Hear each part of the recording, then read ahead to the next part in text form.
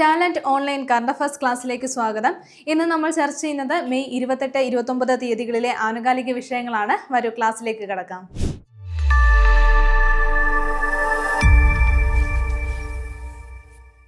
ഇനി നമ്മുടെ മുന്നിലുള്ള CPO എക്സാമിന് വേണ്ടി പ്രിപ്പയർ ചെയ്യുന്നവർക്കായി ടാലന്റ് അക്കാദമിയുടെ CPO റാങ്ക് ഫെയിൽ ഇപ്പോൾ വിപണിയിൽ ലഭ്യമാണ്. 3 വോളിയങ്ങളായിട്ടാണ് ഈ ഒരു റാങ്ക് ഫെയിൽ നിങ്ങൾക്ക് ലഭ്യമാവുന്നത്. ടാലന്റിന്റെ ന്യൂ SCERT NCERT പാഠഭാഗങ്ങൾ ഉൾപ്പെടുത്തിയിട്ടാണ് ഈ ഒരു റാങ്ക് ഫെയിൽ തയ്യാറാക്കിയിട്ടുള്ളത്. അപ്പോൾ ടാലന്റിന്റെ ഒഫീഷ്യൽ വെബ്സൈറ്റ് വഴിയോ ആമസോൺ, ഫ്ലിപ്കാർട്ട് വഴിയോ നിങ്ങളുടെ അടുത്തുള്ള ബുക്ക് സ്റ്റോറുകൾ വഴിയോ നിങ്ങൾക്ക് ഈ റാങ്ക് ഫെയിൽ സ്വന്തമാക്കാൻ സാധിക്കുന്നതാണ്. ഉടൻ തന്നെ റാങ്ക് ഫെയിൽ സ്വന്തമാക്കൂ. ഇന്ന് ആദ്യം നമ്മൾ ചർച്ച ചെയ്യുന്നത് ഒരു പുസ്തകവുമായി ബന്ധപ്പെട്ട പോയിന്റ് ആണ്. എന്താണ് പുസ്തകത്തിന്റെ പ്രത്യേകത എന്ന് നോക്കാം. 2026 250 വർഷം പൂർത്തിയാക്കിയ ആദം സ്മിത്തിന്റെ പുസ്തകം, അദ്ദേഹത്തിന്റെ ഒരു രചന ഏതെന്നാണ്. അപ്പോൾ ബുക്ക് ഇതാണ്, an enquiry into the nature and causes of wealth of nations എന്നുള്ളതാണ് ഈ ഒരു ബുക്ക്. അപ്പോൾ നമുക്ക് എല്ലാവർക്കും പരിചിതമായിട്ടുള്ള ഒരു ബുക്കാണ്. കോമൺലി ഇത് അറിയപ്പെടുന്നത് എന്താണ്, വെൽത്ത് ഓഫ് നേഷൻസ് എന്ന പേരിലാണ് സാധാരണ നമ്മളൊക്കെ പറയാറുള്ളത്.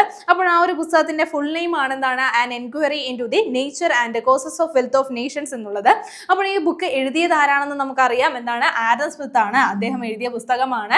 അപ്പോൾ 2026 ഈ ഒരു പുസ്തകം റിലീസ് ചെയ്തിട്ട് എന്താണ് 250 വർഷം പൂർത്തിയാക്കിയിരിക്കുകയാണ്.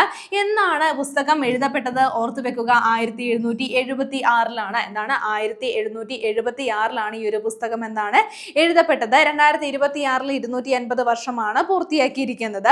അപ്പോൾ പുസ്തകം എന്നാണ് എഴുതപ്പെട്ട വർഷം ഓർത്തു വെക്കുക. ഈ ഒരു വർഷവും PSC ചോദിച്ചിട്ടുള്ളതാണ്. 1776 an enquiry into the nature and causes of the wealth of Nations എന്നുള്ള ഈ ഒരു പുസ്തകം എഴുതിയത് ആദം സ്മിത്ത് ആണ് എഴുതിയത്. ഇനി അദ്ദേഹത്തിന്റെ ഈ ഒരു പുസ്തകം എന്ന് പറയുന്നത് എന്താണ്, ആധുനിക സാമ്പത്തിക ശാസ്ത്രത്തിന്റെ അടിസ്ഥാന ശില എന്ന് തന്നെ പറയാം. ഇനി father of modern economics, father of economics എന്നറിയപ്പെടുന്നത് ആരാണ്, അതാരാണെന്ന് ഓർത്ത് വെക്കുക, ആദം സ്മിത്ത് ആണ്. ഇനി അദ്ദേഹത്തിന്റെ തന്നെ ഒരു സിദ്ധാന്തമാണ് എന്താണ്, ലൈസസ് ഫെയർ പോളിസി എന്ന് പറയുന്നത്. അപ്പോൾ ആ ഒരു ലൈസസ് ഫെയർ സിദ്ധാന്തവും നമ്മൾ പഠിച്ചിട്ടുള്ളതാണ്. അപ്പോൾ ഇത്രയും ടേംസുകൾ എന്തായാലും ആദം സ്മിത്തിനെ കുറിച്ച് ഓർത്തു വെക്കുക. അദ്ദേഹത്തിന്റെ പുസ്തകം, അതായത് 2026 250 വർഷം പൂർത്തിയാക്കിയ അദ്ദേഹത്തിന്റെ രചന ഏതാണ്, വെൽത്ത് ഓഫ് നേഷൻസ് എന്ന് പറയുന്ന ഈ ഒരു പുസ്തകമാണ്. ഇനി അടുത്തത് നമ്മൾ നോക്കുന്നത് ഒരു അവാർഡാണ്. അപ്പോൾ അവാർഡ് ഏതാണെന്ന് ഓർത്തു വെക്കുക, 79ാമത് കാൻസ് ഫിലിം ഫെസ്റ്റിവൽ 2026 ആണ് നമ്മൾ നോക്കുന്നത്. അപ്പോൾ ഈ ഒരു അവാർഡിൽ ഓരോ കാറ്റഗറികളായിട്ട് നമുക്ക് നോക്കി വെക്കാം. ഇതിൽ ആദ്യം നമ്മൾ നോക്കുന്ന അവാർഡ് കാറ്റഗറി പാം ഡിയോർ ആണ്. അപ്പോൾ പാം ഡിയോർ പുരസ്കാരം ഈ ഒരു അവാർഡ് നേടിയിരിക്കുന്നത് ഏത് സിനിമയാണെന്ന് ഓർത്തു വെക്കുക, ഫ്യോഡ് എന്നുള്ള സിനിമയാണ്. എന്താണ്, ഫ്യോഡ് എന്നുള്ള സിനിമയാണ് പാം ഡിയോർ പുരസ്കാരം നേടിയിരിക്കുന്നത്. ഇത് സംവിധാനം ചെയ്തിരിക്കുന്നത്, ഈ ഒരു സിനിമ സംവിധാനം ചെയ്തതാരാണ്, ക്രിസ്റ്റൈൻ മങ്കിയു ആണ്. ആരാണ്, ക്രിസ്റ്റൈൻ മങ്കിയു ആണെന്നാണ് ഈ ഒരു സിനിമ സംവിധാനം ചെയ്തത്. അടുത്ത നമ്മൾ നോക്കുന്നത് ഗ്രാൻഡ് പ്രിക്സ് ആണ്. ഗ്രാൻഡ് പ്രിക്സ് അവാർഡ് നേടിയിരിക്കുന്നത്, ഗ്രാൻഡ് പ്രിക്സ് കാറ്റഗറിയിൽ അവാർഡ് നേടിയിരിക്കുന്ന സിനിമ ഏതാണെന്ന് ഓർത്തു വെക്കുക, മിനോടൗർ എന്നുള്ള സിനിമയാണ്. മിനോടൗർ എന്നുള്ള സിനിമയാണ് ഗ്രാൻഡ് പ്രിക്സ് അവാർഡ് നേടിയിരിക്കുന്നത്. ഈ ഒരു സിനിമ സംവിധാനം ചെയ്തിരിക്കുന്ന ആരാണ്, ആൻഡ്രി സ്വാഗിൻസ്റ്റേവ് ആണ് ഈ ഒരു സിനിമ സംവിധാനം ചെയ്തിരിക്കുന്നത്. ഗ്രാൻഡ് പ്രിക്സ് അവാർഡ് നേടിയിരിക്കുന്ന ചിത്രം ഏതാണെന്ന് ഓർത്തു വെക്കുക, മിനോടൗർ എന്നുള്ള സിനിമയാണ് ഗ്രാൻഡ് പ്രിക്സ് അവാർഡ് നേടിയിരിക്കുന്നത്.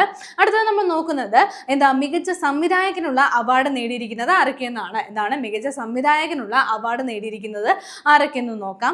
അപ്പോൾ മികച്ച സംവിധായകനുള്ള അവാർഡ് നേടിയിരിക്കുന്നത് ആരൊക്കെയാണ്, പൗലോവസ്കിയും അതേപോലെ തന്നെ ജാവിയർ കാൽവോ ആൻഡ് ജാവിയർ അംബ്രോസി എന്നിവരാണെന്നാണ് മികച്ച സംവിധായകനുള്ള പുരസ്കാരം നേടിയിരിക്കുന്നത്. അപ്പോൾ ആദ്യം നമ്മൾ നോക്കിയത് പൗലാണ്. അപ്പോൾ ആ സിനിമ, ഈ ഒരു മികച്ച സംവിധായകനുള്ള സിനിമ പൗൽ നേടിയത് എങ്ങനെയാണ്, ഫാദർലാൻഡ് എന്നുള്ള ചിത്രത്തിലൂടെയാണ് പൗൽ ഈ ഒരു മികച്ച സംവിധായകനുള്ള അവാർഡ് നേടിയത്. ഇനി ജാവിയർ കാൽവോ ആൻഡ് ജാവിയർ അംബ്രോസി നേടിയിരിക്കുന്നത് ഈ ഒരു പുരസ്കാരം, മികച്ച സംവിധായകനുള്ള പുരസ്കാരം അവർ നേടിയത് എങ്ങനെയാണ്, ലാ ബോല നെഗ്ര എന്നുള്ള സിനിമയിലൂടെയാണ് ഇവർ ഈ ഒരു പുരസ്കാരം നേടിയത്. അപ്പോൾ മികച്ച സംവിധായകനുള്ള പുരസ്കാരം നേടിയിരിക്കുന്നത് ആരൊക്കെയെന്ന് നമ്മൾ നോക്കി. അപ്പോൾ മികച്ച നടനുള്ള പുരസ്കാരം നേടിയിരിക്കുന്നത് ആരൊക്കെയാണ്, ഇമ്മാനുവൽ മച്ചിയ അതേപോലെ തന്നെ വാലന്റൈൻ കംബേജിനെ എന്നുള്ളവരാണ്. എന്നീ രണ്ടുപേരാണ് മികച്ച നടനുള്ള പുരസ്കാരം നേടിയിരിക്കുന്നത്. അവർ ഏത് ചിത്രത്തിലൂടെയാണെന്നുള്ള കാര്യം നോട്ട് ചെയ്യുക, കോവാഡ് എന്നുള്ള ചിത്രത്തിലൂടെയാണ് അവർ ഈ ഒരു പുരസ്കാരം നേടിയിരിക്കുന്നത്. ഇനി മികച്ച നടിക്കുള്ള പുരസ്കാരം നേടിയിരിക്കുന്ന ആരൊക്കെയാണ്, വിർജിനി എഫിര അതേപോലെ ടവോ ഒക്കാമോട്ടോ എന്നിവരാണ് മികച്ച നടിക്കുള്ള ഈ ഒരു പുരസ്കാരം, ഈ ഒരു കാൻസ് ഫിലിം ഫെസ്റ്റിവലിൽ മികച്ച നടിക്കുള്ള പുരസ്കാരങ്ങൾ നേടിയിരിക്കുന്നത്. ഇനി ഇവർ ഏത് സിനിമയിലെ അഭിനയത്തിലൂടെയാണ് മികച്ച നടിക്കുള്ള പുരസ്കാരം നേടിയിരിക്കുന്നത്, സൗഡൈൻ എന്നുള്ള ചിത്രത്തിലൂടെയാണ് അവർ മികച്ച നടിക്കുള്ള പുരസ്കാരം നേടിയത്. അപ്പോൾ നമ്മൾ നോക്കിയത് ഏതാണ് 2026 79ാമത് കാൻസ് ഫിലിം ഫെസ്റ്റിവലിൽ നേടിയിട്ടുള്ള അവാർഡുകളാണ് നമ്മൾ നോക്കിയത്. ഇത്രയും പോയിന്റുകൾ ഈ ഒരു അവാർഡുമായി ബന്ധപ്പെട്ട് ഓർത്തു വെക്കുക. ഇനി അടുത്തത് നമ്മൾ ചർച്ച ചെയ്യുന്ന പോയിന്റ് ഇതാണ്. കേരളത്തിലെ ആദ്യത്തെ സ്വകാര്യ മെഡിക്കൽ മ്യൂസിയം നിലവിൽ വന്നത് എവിടെയെന്നാണ്. എന്താണ് പ്രത്യേകത? കേരളത്തിലെ ആദ്യത്തെ സ്വകാര്യ മെഡിക്കൽ മ്യൂസിയം ആണ്. എവിടെയാണ് നിലവിൽ വന്നിരിക്കുന്നത്? ഉള്ളൂരിലാണ്. എവിടെയാണ്? ഉള്ളൂരിലാണ് നിലവിൽ വന്നിരിക്കുന്നത്. തിരുവനന്തപുരത്തെ ഉള്ളൂരിലാണ് ഇത്തരത്തിലൊരു മ്യൂസിയം നിലവിൽ വന്നിരിക്കുന്നത്. എന്താണെന്ന് പറഞ്ഞു? കേരളത്തിൽ തന്നെ ആദ്യമായിട്ടാണ് ഒരു സ്വകാര്യ മെഡിക്കൽ മ്യൂസിയം നിലവിൽ വന്നിരിക്കുന്നത്. എവിടെയാണ്? ഉള്ളൂരാണ് നിലവിൽ വന്നത്. തിരുവനന്തപുരം ഗവൺമെന്റ് മെഡിക്കൽ കോളേജിലെ മുൻ ആർട്ടിസ്റ്റ് മോഡലറായ എ ശിവരാമനാണ് മ്യൂസിയം ഓഫ് മെഡിക്കൽ ആർക്കൈവ്സ് എന്നുള്ള ഈ ഒരു മ്യൂസിയം സ്ഥാപിച്ചത്. അപ്പോൾ എവിടെയാണ് സ്ഥാപിച്ചതെന്ന് ഓർത്തു വെക്കുക. തിരുവനന്തപുരത്തെ ഉള്ളൂരിലാണ് കേരളത്തിലെ ആദ്യത്തെ സ്വകാര്യ മെഡിക്കൽ മ്യൂസിയം നിലവിൽ വന്നിരിക്കുന്നത്. ഇനി ടാലന്റിന്റെ ഒരു ഓഫറാണ് നിങ്ങൾക്ക് പരിചയപ്പെടുന്നത്. ഇനി വരുന്ന LP-UP അസിസ്റ്റന്റ് എക്സാമിന് വേണ്ടി പ്രിപ്പയർ ചെയ്യുന്നവർക്കായി ടാലന്റിന്റെ LP-UP അസിസ്റ്റന്റ് റാങ്ക് ഫയൽ ഇപ്പോൾ തയ്യാറാണ്. അപ്പോൾ ഈ ഒരു റാങ്ക് ഫയൽ നിങ്ങൾക്ക് താഴെ തന്നിരിക്കുന്ന ലിങ്ക് വഴി പർച്ചേസ് ചെയ്യാനായിട്ട് സാധിക്കുന്നതാണ്. LP-UP SM എന്നുള്ള ഈ ഒരു കൂപ്പൺ കോഡ് കൂടി നിങ്ങൾ കൊടുക്കുകയാണെങ്കിൽ നിങ്ങൾക്ക് ഒരു ബെസ്റ്റ് ഓഫറിൽ ഈ ഒരു റാങ്ക് ഫയൽ സ്വന്തമാക്കാൻ സാധിക്കുന്നതാണ്. അപ്പോൾ എക്സാമിന് വേണ്ടി പ്രിപ്പയർ ചെയ്യുന്നവർ ഈ ഒരു ഓഫറിൽ തന്നെ ഈ റാങ്ക് ഫയൽ സ്വന്തമാക്കി നല്ല രീതിയിൽ പഠിക്കുക. അടുത്ത നമ്മൾ നോക്കുന്ന പോയിന്റ് ഇതാണ്. രക്തത്തിലെ വിഷബാധ വളരെ വേഗത്തിലും ചെലവ് കുറഞ്ഞ രീതിയിലും കണ്ടെത്തുന്നതിനായി പോയിന്റ് ഓഫ് കെയർ സംവിധാനം രൂപപ്പെടുത്തിയത് ഏത് ഇൻസ്റ്റിറ്റ്യൂട്ട് എന്നാണ്. ഓർത്തുവെക്കുക. Shri Chitra Thirunal institute for medical sciences and technology എന്നുള്ള ഈ ഒരു ഇൻസ്റ്റിറ്റ്യൂട്ട് ആണ് ഈ ഒരു കണ്ടുപിടുത്തം നടത്തിയിരിക്കുന്നത്. എന്താണ്? പോയിന്റ് ഓഫ് കെയർ എന്നുള്ള ഒരു സംവിധാനം രൂപപ്പെടുത്തിയിരിക്കുകയാണ്. ഇത് എന്തിനു വേണ്ടിയിട്ടാണെന്ന് ഓർത്തുവെക്കുക. രക്തത്തിലെ വിഷബാധ വളരെ വേഗത്തിലും ചെലവ് കുറഞ്ഞ രീതിയിലും കണ്ടെത്തുന്നതിന് വേണ്ടിയിട്ടാണ് ഈ ഒരു സംവിധാനം രൂപപ്പെടുത്തിയിരിക്കുന്നത്. സാധാരണയായി ഇതിന് വേണ്ടിയിട്ടുള്ള ഒരു സംവിധാനം എന്ന് പറയുന്നത് സ്വർണത്തിന്റെ നാനോ കണികകൾ കൊണ്ടാണ് രൂപപ്പെടുത്തുന്നത്. അതുകൊണ്ട് അതെന്താണ് വളരെ ചിലവേറിയ ഒരു രീതിയായിരുന്നു. എന്നാൽ ഇതിന് പകരമായിട്ട് കാർബൺ നാനോ ട്യൂബുകൾ ഉപയോഗിച്ചുകൊണ്ടാണ് പോയിന്റ് ഓഫ് കെയർ സംവിധാനം രൂപപ്പെടുത്തിയിട്ടുള്ളത്. അപ്പോൾ ഈ ഒരു സംവിധാനം രൂപപ്പെടുത്തിയത് ആരാണെന്ന് ഓർത്തു വെക്കുക. Sree Chitra Thirunal institute for medical sciences and ടെക്നോളജിയാണ് ഇത്തരത്തിലൊരു സംവിധാനം രൂപപ്പെടുത്തിയിരിക്കുന്നത്. ഇനി അടുത്തത് നമുക്ക് നോക്കാനുള്ള പോയിന്റ് ഇതാണ്. സോൾട്ട് ലേക്ക് സ്റ്റേഡിയം സ്ഥിതി ചെയ്യുന്ന സംസ്ഥാനം ഏതെന്നാണ്. സോൾട്ട് ലേക്ക് സ്റ്റേഡിയം സ്ഥിതി ചെയ്യുന്ന സംസ്ഥാനം ഏതാണ്? പശ്ചിമ ബംഗാളാണ്. എവിടെയാണ്? പശ്ചിമ ബംഗാളിലാണ് ഈ ഒരു സ്റ്റേഡിയം സ്ഥിതി ചെയ്യുന്നത്. ഇവിടുത്തെ പ്രത്യേകത എന്തെന്ന് പറഞ്ഞാൽ നിങ്ങൾ കാണുന്ന ഈ ഒരു സ്റ്റാച്ചു ഫുട്ബോളുമായി ബന്ധപ്പെട്ടിട്ടുള്ള നിർമ്മിച്ചിട്ടുള്ള ഈ ഒരു സ്റ്റാച്ചു അവിടെ നിന്ന് ഇപ്പോൾ നീക്കം ചെയ്തിരിക്കുകയാണ്. മമതാ ബാനർജി സർക്കാരിന്റെ സമയത്ത് ഫിഫ അണ്ടർ-17 മത്സരത്തിന് മുന്നോടിയായിട്ട് 2017 ഈ ഒരു ശില്പം അവിടെ നിർമ്മിച്ചിട്ടുണ്ടായിരുന്നത്. എന്നാൽ പുതിയ ഒരു ഗവൺമെന്റ് വന്ന കാര്യം, പശ്ചിമ ബംഗാളിലെ പുതിയ ഗവൺമെന്റ് വന്ന കാര്യം നമുക്കറിയാം. സുവേന്ദു അധികാരി മുഖ്യമന്ത്രിയായിട്ട് വന്നു. പുതിയ ഒരു ഗവൺമെന്റ് വന്നിരിക്കുകയാണ്. അപ്പോൾ ഇവിടെ ഈ ഒരു സ്റ്റേഡിയത്തിന്റെ നവീകരണത്തിന്റെ ഭാഗമായിട്ട് ഈ ഒരു ശില്പം അവിടെ നിന്ന് എടുത്ത് മാറ്റിയിരിക്കുകയാണ്. അത് നീക്കം ചെയ്തിരിക്കുകയാണ്. അതുകൊണ്ട് ഇതൊന്ന് ഓർത്തു വെക്കുക. അപ്പോൾ ഈ ഒരു പ്രതിമ എവിടെയായിരുന്നു, ഏത് സ്റ്റേഡിയത്തിലായിരുന്നു എന്ന് ഓർത്തു വെക്കുക. Salt Lake സ്റ്റേഡിയത്തിലായിരുന്നു. പശ്ചിമ ബംഗാളിലെ സോൾട്ട് ലേക്ക് സ്റ്റേഡിയത്തിലായിരുന്നു ഈ ഒരു പ്രതിമ ഉണ്ടായിരുന്നത്. ഫുട്ബോളുമായി ബന്ധപ്പെട്ടിട്ട് 2017 സ്ഥാപിച്ച ഒരു പ്രതിമയായിരുന്നു. അതിപ്പോൾ നീക്കം ചെയ്തിരിക്കുകയാണ്. ഓക്കെ, ഇനി നമ്മൾ നോക്കുന്ന പോയിന്റ് ഇതാണ്. രാജ്യത്തുടനീളം 100 വ്യവസായ പാർക്കുകൾ സ്ഥാപിക്കുന്നതിനായി അടുത്തിടെ കേന്ദ്രം ആരംഭിച്ച പദ്ധതി ഏതെന്നാണ്. ഓർത്തുവെക്കുക. ഭവ്യ എന്നുള്ള ഒരു പദ്ധതിയാണ് ആരംഭിച്ചിരിക്കുന്നത്. എന്താണ് ഇതിന്റെ ലക്ഷ്യമെന്ന് ഓർത്തുവെക്കുക. രാജ്യത്തുടനീളം നമ്മുടെ രാജ്യത്താകെ 100 വ്യവസായ പാർക്കുകൾ സ്ഥാപിക്കുന്നതിന് വേണ്ടിയിട്ട് അടുത്തിടെ കേന്ദ്രം ആരംഭിച്ചിട്ടുള്ള ഒരു പദ്ധതിയാണിത്. ഇനി ഭവ്യ എന്നുള്ള ഈ ഒരു പദ്ധതിയുടെ എക്സ്പാൻഷൻ കൂടി നമുക്കൊന്ന് നോട്ട് ചെയ്ത് വെക്കാം. ഭാരത് ഔദ്യോഗിക വികാസ് യോജന എന്നാണ്. ഭാരത് ഔദ്യോഗിക വികാസ് യോജന എന്നുള്ളതാണ് ഭവ്യ എന്നുള്ള ഈ ഒരു പേരിന്റെ ഫുൾ ഫോം വരുന്നത്. ലക്ഷ്യം എന്താണെന്ന് ഓർത്ത് വെക്കുക. നമ്മുടെ രാജ്യത്ത് 100 വ്യവസായ പാർക്കുകൾ, അതായത് വ്യവസായ രംഗം കൂടുതൽ മുന്നോട്ട് കൊണ്ടുവരുന്നതിന് വേണ്ടിയിട്ട് ലക്ഷ്യമിട്ടുകൊണ്ടുള്ള ഒരു പദ്ധതിയാണ് ഭവ്യ എന്നുള്ള പദ്ധതി. ഇനി നമ്മുടെ കേന്ദ്ര വാണിജ്യ മന്ത്രി ആരാണെന്ന് ഓർത്ത് വെക്കുക. പീയൂഷ് ഗോയലാണ്. പീയൂഷ് ഗോയലാണ് കേന്ദ്ര വാണിജ്യ മന്ത്രി. അപ്പോൾ പദ്ധതി നമ്മൾ നോക്കിയത് ഭവ്യ എന്നുള്ള പദ്ധതിയാണ് നമ്മുടെ രാജ്യത്താകെ ഓരോ സംസ്ഥാനങ്ങളിലും വ്യവസായങ്ങൾ വർദ്ധിപ്പിക്കുന്നതിന്, അതിനെ പ്രോത്സാഹിപ്പിക്കുന്നതിന് വേണ്ടിയിട്ട് തയ്യാറാക്കുന്ന ഒരു പ്രോഗ്രാമാണ് അല്ലെങ്കിൽ ഒരു പദ്ധതിയാണ് ഭവ്യ എന്നുള്ള പദ്ധതി. ഇനി ഒരു മൊബൈൽ ആപ്ലിക്കേഷൻ ആണ് നമ്മൾ ചർച്ച ചെയ്യുന്നത്. ആപ്ലിക്കേഷന്റെ പേര് ജീവൻ. ജീവൻ എന്നുള്ള ഒരു മൊബൈൽ ആപ്ലിക്കേഷൻ ആണ്.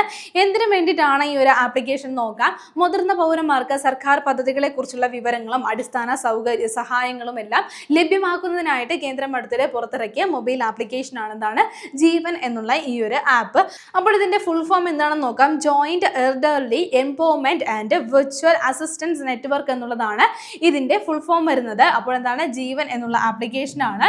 എന്തിനു വേണ്ടിയിട്ടാണെന്ന് പറഞ്ഞു, നമ്മുടെ രാജ്യത്തെ മുതിർന്ന പൗരന്മാർക്ക് വേണ്ടിയിട്ട് അവർക്ക് ഈസി ആയിട്ട് കൈകാര്യം ചെയ്യുന്ന രീതിയിലാണ്, ചെയ്യാൻ പറ്റുന്ന രീതിയിലാണ് ഈ ഒരു ആപ്പ് തയ്യാറാക്കിയിട്ടുള്ളത്. അപ്പോൾ അവർക്ക് എന്താണ് സർക്കാർ പദ്ധതികളെ കുറിച്ചോ അല്ലെങ്കിൽ അവർക്ക് വേണ്ട സഹായങ്ങളെ കുറിച്ചോ എല്ലാ കാര്യങ്ങളും എന്തൊക്കെ വിവരങ്ങളാണ്, അവർക്ക് വേണ്ട കാര്യങ്ങളെ കുറിച്ചുള്ള അടിസ്ഥാന വിവരങ്ങളും എല്ലാം എന്താണ്, സഹായങ്ങളും എല്ലാം എന്താണ് അറിയുന്നതിന് വേണ്ടിയിട്ട്, ലഭ്യമാക്കുന്നതിന് വേണ്ടിയിട്ട് പുറത്തിറക്കിയിട്ടുള്ള ഒരു മൊബൈൽ ആപ്ലിക്കേഷൻ ആണ് എന്താണ് ജീവൻ എന്നുള്ള ഈ ഒരു മൊബൈൽ ആപ്ലിക്കേഷൻ. ഓക്കെ, ഇനി അടുത്ത നമുക്ക് നോക്കാനുള്ള പോയിന്റ് ഇതാണ്. 2026 മെയ്യിൽ ഇന്ത്യ സന്ദർശിച്ച US സ്റ്റേറ്റ് സെക്രട്ടറി ആരെന്നാണ്. അപ്പോൾ ഓർത്തു വെക്കുക, മാർക്കോ റൂബിയോ ആണ്. ആരാണ്? മാർക്കോ റൂബിയോ ആണ്. അപ്പോൾ അദ്ദേഹം എന്താണ് അടുത്തിടെ ഇന്ത്യ സന്ദർശിച്ചിരുന്നു. അപ്പോൾ 2026 മെയ്യിൽ ഇന്ത്യ സന്ദർശിച്ച US സ്റ്റേറ്റ് സെക്രട്ടറി ആണ് അദ്ദേഹം എന്നുള്ള കാര്യം ഒന്ന് നോട്ട് ചെയ്യുക. അദ്ദേഹം ന്യൂഡൽഹിയിൽ നടന്ന ക്വാഡ് വിദേശകാര്യ മന്ത്രിമാരുടെ യോഗത്തിലും പങ്കെടുത്തിട്ടുണ്ടായിരുന്നു. എന്താണ് ക്വാഡ് എന്നുള്ള സംഘടന നമുക്ക് അറിയാവുന്നതാണ്. അപ്പോൾ ഈ ഒരു സംഘടനയുടെ വിദേശകാര്യ മന്ത്രിമാരുടെ യോഗം 2026 നടന്ന ന്യൂഡൽഹിയിൽ വെച്ച് ആ ഒരു യോഗത്തിലും അദ്ദേഹം പങ്കെടുത്തിട്ടുണ്ടായിരുന്നു. ഇനി ക്വാഡിന്റെ ഫുൾ ഫോം എന്താണ്? ക്വാഡ്രിലാറ്ററൽ സെക്യൂരിറ്റി ഡയലോഗ് എന്നുള്ളതാണ് ക്വാഡിന്റെ ഫുൾ ഫോം വരുന്നത്. അപ്പോൾ ഓർത്തു വെക്കുക, 2026 മെയ്യിൽ ഇന്ത്യ സന്ദർശിച്ച US സ്റ്റേറ്റ് സെക്രട്ടറി ആരാണ്? മാർക്കോ റൂബിയോയാണ്. ഓക്കെ, ഇനി നമുക്ക് നോക്കാനുള്ള പോയിന്റ് ഇതാണ്. അനധികൃത കുടിയേറ്റം മൂലമുള്ള ജനസംഖ്യാപരമായ മാറ്റങ്ങൾ പഠിക്കാൻ കേന്ദ്ര സർക്കാർ രൂപീകരിച്ച ഉന്നതതല സമിതിയുടെ അധ്യക്ഷൻ ആരെന്നാണ് നമ്മൾ നോക്കുന്നത്. ഓർത്തുവെക്കുക, ജസ്റ്റിസ് പ്രകാശ് പ്രഭാകർ നാവ്ലേക്കർ ആണെന്നാണ് ഈ ഒരു പോസ്റ്റിലേക്ക് വന്നിട്ടുള്ളത്, ഈ ഒരു സമിതിയുടെ അധ്യക്ഷനായിട്ട് വന്നിട്ടുള്ളത്. എന്തിനു വേണ്ടിയിട്ടുള്ള സമിതിയാണെന്ന് ഓർത്തുവെക്കുക, അനധികൃത കുടിയേറ്റം മൂലമുള്ള ജനസംഖ്യാപരമായിട്ടുള്ള മാറ്റങ്ങൾ പഠിക്കുവാൻ വേണ്ടിയിട്ടാണ്. അപ്പോൾ ഇതിങ്ങനെ അനധികൃതമായിട്ട് കുടിയേറ്റം നമ്മുടെ ഒരു സൊസൈറ്റിയിൽ ഉണ്ടാകുന്നത് കാരണം നിരവധി പ്രശ്നങ്ങൾ വരുന്നുണ്ട്. അതായത് അവിടുത്തെ ജനസംഖ്യാപരമായിട്ടും അല്ലെങ്കിൽ അവിടുത്തെ യുവാക്കൾ, ഏതെങ്കിലും നാട്ടിലെ യുവാക്കൾ അനധികൃതമായിട്ട് വരികയാണെങ്കിൽ നിലവിലെ നമ്മുടെ യുവാക്കൾക്ക് തൊഴിലവസരങ്ങൾ നഷ്ടപ്പെടാൻ സാധ്യതയുണ്ട്. അങ്ങനെ നമ്മുടെ സാമൂഹ്യപരമായിട്ടുള്ള സോഴ്സുകളൊക്കെ നഷ്ടപ്പെടാൻ സാധ്യതയുണ്ട്. അപ്പോൾ ഇതിനെക്കുറിച്ചൊക്കെ കൂടുതലായിട്ട് വിശകലനം ചെയ്യുവാൻ വേണ്ടിയിട്ടും ഇതിനു വേണ്ടിയിട്ടുള്ള പരിഹാരങ്ങളൊക്കെ കണ്ടെത്തുന്നതിന് വേണ്ടിയിട്ടുമുള്ള ഒരു സമിതിയാണ് രൂപീകരിച്ചിരിക്കുന്നത്. അപ്പോൾ ഈ ഒരു സമിതിയുടെ അധ്യക്ഷനായിട്ട് വന്നിരിക്കുന്ന ആരാണ്? പ്രകാശ് പ്രഭാകർ നാവ്ലേക്കർ ആണെന്നാണ് ഇതിന്റെ അധ്യക്ഷനായിട്ട് വന്നിരിക്കുന്നത്. ഇനി നമ്മൾ നോക്കുന്ന പോയിന്റ് ഇതാണ്. 2026 30ാം വാർഷികം ആഘോഷിച്ച ഇന്ത്യൻ വ്യോമസേനയുടെ സ്ക്വാഡ് ഏതെന്നാണ്. ഓർത്തുവെക്കുക, സൂര്യകിരൺ എയ്റോബാറ്റിക് ടീമാണ്. സൂര്യകിരൺ എയ്റോബാറ്റിക് ടീം ആണെന്നാണ് 2026 30ാം വാർഷികം ആഘോഷിച്ച ഇന്ത്യൻ വ്യോമസേനയുടെ സ്ക്വാഡ് എന്ന് പറയുന്നത്. ഇവർ പ്രവർത്തനം ആരംഭിച്ചത് 1996 മുതലാണ്. 1996 മുതലാണ് പ്രവർത്തനം ആരംഭിച്ചത്. പ്രവർത്തനം ആരംഭിച്ചും ഈ ഒരു 30 വർഷത്തിനുള്ളിൽ ഇന്ത്യയിലും വിദേശത്തുമായിട്ട് 800-ലധികം പ്രകടനങ്ങൾ ഇവർ കാഴ്ചവെച്ചിട്ടുണ്ട്. ഇനി നമ്മുടെ ഇന്ത്യൻ വ്യോമസേനയുടെ അംബാസഡർമാർ എന്നറിയപ്പെടുന്നതുമാർ തന്നെയാണ് സൂര്യകിരൺ എയ്റോബാറ്റിക് ടീമാണ്. ഇന്ത്യൻ വ്യോമസേനയുടെ അംബാസഡർമാർ എന്ന് അറിയപ്പെടുന്നത്. 2006 ഈ ഒരു ടീമിന് 52 സ്ക്വാഡ്രൺ ഷാർക്സ് എന്ന പേര് നൽകിയിരുന്നു. ഷാർക്സ് എന്നുള്ള പേര് നൽകിയിരുന്നു. 2006 52 സ്ക്വാഡ്രൺ ഷാർക്സ് എന്ന് ഔദ്യോഗികമായിട്ട് നാമകരണം ചെയ്തിട്ടുണ്ടായിരുന്നു. അപ്പോൾ നമ്മൾ നോക്കിയ പോയിന്റ് 2026 30ാം വാർഷികം ആഘോഷിച്ച ഇന്ത്യൻ വ്യോമസേനയുടെ സ്ക്വാഡ് ഏതാണെന്ന് ഓർത്തു വെക്കുക, സൂര്യകിരൺ എയ്റോബാറ്റിക് ടീമാണ്. ഇനി സ്പോർട്സുമായി ബന്ധപ്പെട്ട ഒരു പോയിന്റ് ആണ് നോക്കുന്നത്. ഒരു IPL സീസണിൽ ഏറ്റവും കൂടുതൽ സിക്സറുകൾ നേടിയ താരം ആരെന്നാണ്. ഒരു IPL സീസണിൽ ഏറ്റവും കൂടുതൽ സിക്സറുകൾ നേടിയ താരം എന്ന റെക്കോർഡ് നേടിയിരിക്കുകയാണ് വൈഭവ് സൂര്യവംശി. ആരാണ്? വൈഭവ് സൂര്യവംശിയാണ് ഈ ഒരു റെക്കോർഡ് നേടിയിരിക്കുന്നത്. ക്രിസ് ഗെയിലിന്റെ 14 വർഷത്തെ റെക്കോർഡാണ് അദ്ദേഹം തിരുത്തിയിരിക്കുന്നത്. ആരുടെയാണ്? ക്രിസ് ഗെയിലിന്റെയാണ്. അപ്പോൾ ഇതിനു മുമ്പ് ഈ ഒരു റെക്കോർഡിന് ഉടമയായിരുന്നവരാണ് ക്രിസ് ഗെയിൽ ആയിരുന്നു. അദ്ദേഹം 2012 ക്രിസ് ഗെയിൽ 59 സിക്സറുകൾ നേടിക്കൊണ്ട് ഈ ഒരു IPL സീസണിൽ ഏറ്റവും കൂടുതൽ സിക്സറുകൾ നേടിയ താരമായിട്ട് മാറിയിട്ടുണ്ടായിരുന്നു. അപ്പോൾ 14 വർഷങ്ങൾക്ക് ശേഷം വൈഭവ് സൂര്യവംശി ഈ ഒരു റെക്കോർഡ് മറികടന്നിരിക്കുകയാണ്. ഒരു IPL സീസണിൽ ഏറ്റവും കൂടുതൽ സിക്സറുകൾ നേടിയ താരമായി ഇരിക്കുകയാണ്. ആരാണ്? വൈഭവ് സൂര്യവംശി. അടുത്തത് നമ്മളൊരു വിയോഗമാണ് ചർച്ച ചെയ്യുന്നത്. 2026 മെയ്യിൽ അന്തരിച്ച പ്രശസ്ത ഇന്ത്യൻ ഷൂട്ടർ ആരെന്നാണ്. പ്രശസ്ത ഇന്ത്യൻ ഷൂട്ടർ ആരാണെന്ന് ഓർത്ത് വെക്കുക, രൺധീർ സിംഗ് ആണ്. ആരാണ്? രൺധീർ സിംഗ് ആണ്. അപ്പോൾ 2026 മെയ്യിലാണ് അദ്ദേഹം അന്തരിച്ചതെന്ന് പറഞ്ഞു. ഇനി പ്രത്യേകത എന്താണെന്ന് പറഞ്ഞു, ഇന്ത്യൻ ഷൂട്ടറാണ്, വളരെ പ്രശസ്തമായിട്ടുള്ള ഒരു ഇന്ത്യൻ ഷൂട്ടറാണ്. ആരാണ്? രൺധീർ സിംഗ്. ഇന്ത്യയുടെ ആദ്യ ഏഷ്യൻ ഗെയിം ഷൂട്ടിംഗ് സ്വർണ്ണ മെഡൽ ജേതാവ് കൂടിയാണ് അദ്ദേഹം. ഇന്ത്യയുടെ ആദ്യ എന്താണ് ഏഷ്യൻ ഗെയിംസ് ഷൂട്ടിംഗ് സ്വർണ്ണ മെഡൽ നേടിയിട്ടുള്ള വ്യക്തി കൂടിയാണ് ആരാണ് രൺധീർ സിംഗ് എന്നുള്ള കാര്യം ഓർത്ത് വെക്കുക. 1978 ആ ഒരു നേട്ടം കൈവരിച്ചിട്ടുണ്ടായിരുന്നത്. ഇനി 1978 കാലഘട്ടത്തിലെ ആ ഒരു വർഷത്തെ അർജുന അവാർഡ് അദ്ദേഹത്തിന് ലഭിച്ചിട്ടുണ്ട്. 1978-79 അർജുന അവാർഡ്, ആ ഒരു വർഷത്തെ അർജുന അവാർഡ് ആര് നേടിയിട്ടുണ്ട്?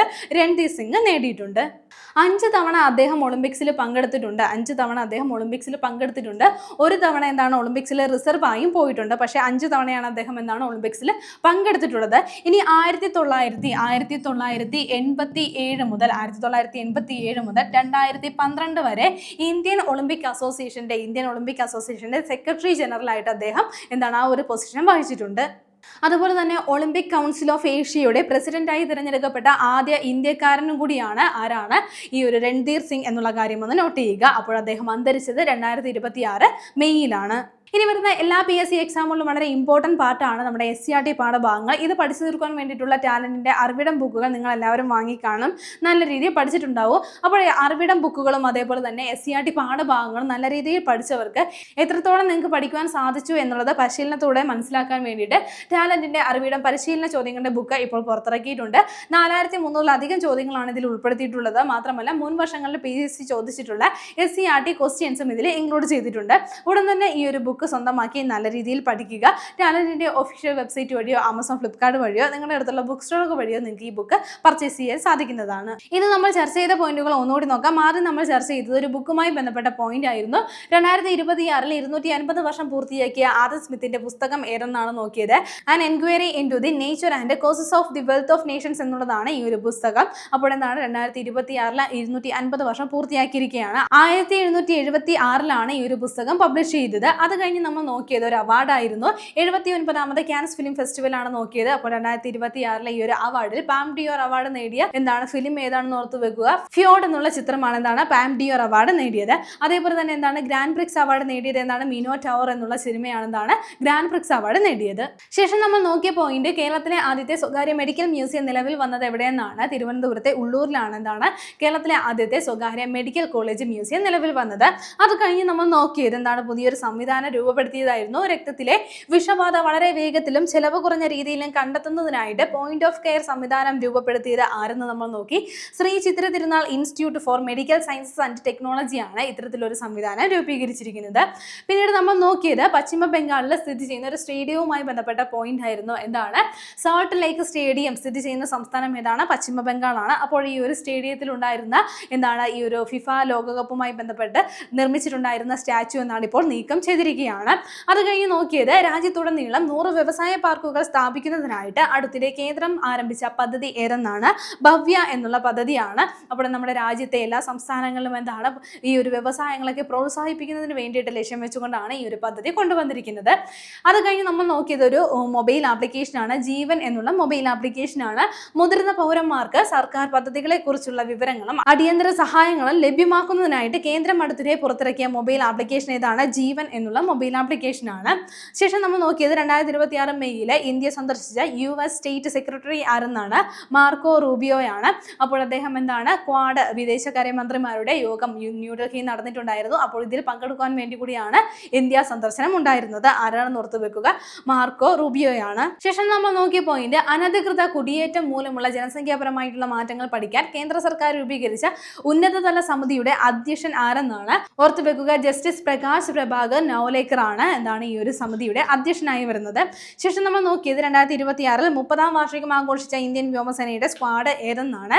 സൂര്യകിരൺ എയറോബാറ്റിക് ടീം എന്നുള്ള ഈ ഒരു സ്ക്വാഡാണ് 1996 എന്താണ് പ്രവർത്തനം ആരംഭിച്ചത്. ഇതിനുള്ളിൽ തന്നെ എന്താണ് 800-ലധികം പ്രകടനങ്ങൾ വിദേശത്തും ഇന്ത്യയിലുമായിട്ട് ഇവർ കാഴ്ചവെച്ചിട്ടുണ്ട്. അത് കഴിഞ്ഞ് നമ്മൾ നോക്കിയത് ഒരു റെക്കോർഡായിരുന്നു. ഒരു IPL സീസണിൽ ഏറ്റവും കൂടുതൽ സിക്സറുകൾ നേടിയ താരം എന്നുള്ള നേട്ടം കൈവരിച്ചതാരാണ്? വൈഭവ് സൂര്യവംശിയാണ്. അപ്പോൾ ക്രിസ് ഗെയിലിന്റെ 14 വർഷം പഴക്കമുള്ള റെക്കോർഡാണ് അദ്ദേഹം തിരുത്തിയിരിക്കുന്നത്. പിന്നീട് നമ്മൾ നോക്കിയത് ഒരു വിയോഗമായിരുന്നു. 2026 മെയ്യിൽ അന്തരിച്ച ഇന്ത്യൻ ഷൂട്ടർ ആരെന്ന് നമ്മൾ നോക്കി. രൺധീർ സിംഗ് ആണ്. അപ്പോൾ 5 തവണ അദ്ദേഹം എന്താണ് ഒളിമ്പിക്സിൽ പങ്കെടുത്തിട്ടുണ്ട്. മാത്രമല്ല എന്താണ് ഏഷ്യൻ ഗെയിംസിലെ ഇന്ത്യക്ക് വേണ്ടിയിട്ട് ഷൂട്ടിങ്ങിൽ സ്വർണ്ണ മെഡൽ നേടിയ ആദ്യത്തെ വ്യക്തി കൂടിയാണ് അദ്ദേഹം. അപ്പോൾ ഇത്രയും പോയിന്റുകൾ ഓർത്തു വെക്കുക, നല്ല രീതിയിൽ പഠിക്കുക. കഴിഞ്ഞ ക്ലാസ്സുമായി ബന്ധപ്പെട്ട 2 ചോദ്യങ്ങൾ നൽകുകയാണ്. ആദ്യത്തെ ചോദ്യം ഇതാണ്: 2026 കോമൺവെൽത്ത് ഗെയിംസിനുള്ള ഇന്ത്യൻ സംഘത്തിന്റെ ഷെഫ് ടീം മിഷൻ ആരെന്നാണ് നോക്കുന്നത്. അപ്പോൾ ഓപ്ഷൻസ് ഇതൊക്കെയാണ്. Option A Abhinav Bindra, option B PR Sreejesh, option C Rohit Rajpal, option D Gagan Narang. രണ്ടാമത്തെ ചോദ്യം ഇതാണ്: തമിഴ്നാടിന്റെ AI വകുപ്പ് മന്ത്രി ആരെന്നാണ്. Option A N Anand, option B Aadhav Arjuna, option C Joseph Vijay, option D R Kumar. ശരി ഉത്തരങ്ങൾ താഴെ കമന്റ് ചെയ്യുക. കഴിഞ്ഞ ക്ലാസ്സിൽ നൽകിയിരുന്ന ചോദ്യങ്ങളുടെ ഉത്തരങ്ങൾ ചർച്ച ചെയ്യാം. ആദ്യത്തെ ചോദ്യം ഇതായിരുന്നു: 2025 United Nations military gender advocate of the year award നേടിയ ഇന്ത്യൻ സമാധാന സേനാ അംഗം ആരെന്നായിരുന്നു ചോദ്യം. ശരിയുത്തരം ഏതാണ്? ഓപ്ഷൻ ഡി ആണ്. അഭിലാഷ ബറാക്ക് ആണ് ഈ ഒരു അവാർഡ് നേടിയിട്ടുണ്ടായിരുന്നത്. അടുത്ത ചോദ്യം ഇതാണ്: 2026 AIAA ഗോദാർത്ത് അസ്ട്രോനോട്ടിക്സ് അവാർഡ് ലഭിച്ച ഇന്ത്യൻ ബഹിരാകാശ ദൗത്യം ഏതെന്നായിരുന്നു ചോദ്യം. ശരിയുത്തരം ഏതാണ്? ഓപ്ഷൻ സി ആണ്. ചന്ദ്രയാൻ 3ക്കാണ് ഈ ഒരു അവാർഡ് ലഭിച്ചത്. ഇന്ന് നമ്മൾ ചർച്ച ചെയ്ത പോയിന്റുകൾ നിങ്ങൾക്ക് എല്ലാവർക്കും മനസ്സിലായി കാണുമെന്ന് വിശ്വസിക്കുന്നു. നന്നായി പഠിക്കുക, നന്നായി മുന്നേറുക. മറ്റൊരു ക്ലാസ്സുമായി വീണ്ടും കാണാം.